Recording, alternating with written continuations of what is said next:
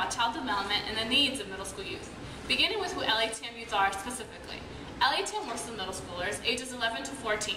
Up until 10 years of age, they're still considered children, and by age 15, they're young adults. But it's that time right in between we talk about in our mission statement. Adolescence, more commonly known as puberty, is a time for physical, intellectual, emotional, and social change. Think back to your adolescent stage. Was it an awkward time? Were you battling with self-esteem issues, acne, friend drama? Did you feel you had big ears, big feet, untamable hair?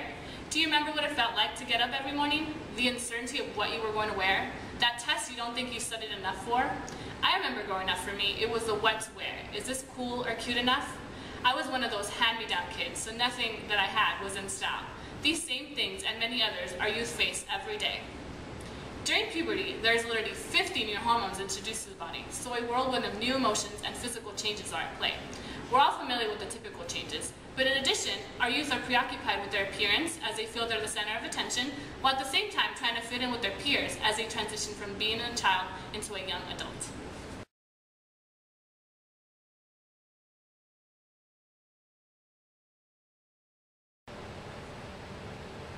Let's talk about intellectual, social, and emotional development. With intellectual development, there are a few things that are 100% normal. 11 to 14-year-olds are definitely still concrete thinkers at this age, so everything's still black or white, right or wrong. Not a lot of thought is put into consequences, so they tend to be more risk takers. Saying inappropriate things and testing rules and boundaries is a good example of this. As mentors, we should strive to teach our students what is and is not acceptable behavior. Exercising patience will be essential in your role as a mentor. Social and emotional development is difficult during this age. This is an age where hanging out with peers is much more appealing than spending time with their family or even LATM mentors for that matter. Don't take sporadic attendance personally.